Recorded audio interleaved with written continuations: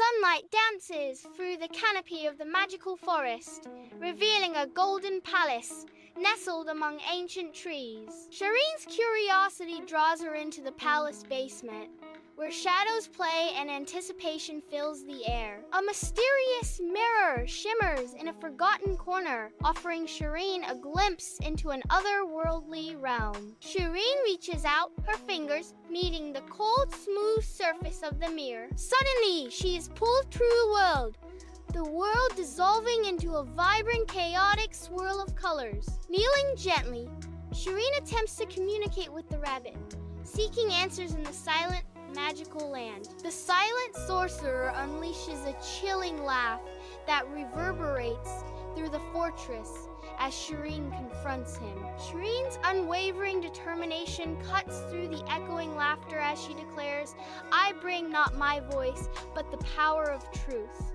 A blinding flash erupts as Shireen's declaration shatters the mirror, marking the return of voices and gratitude to the land.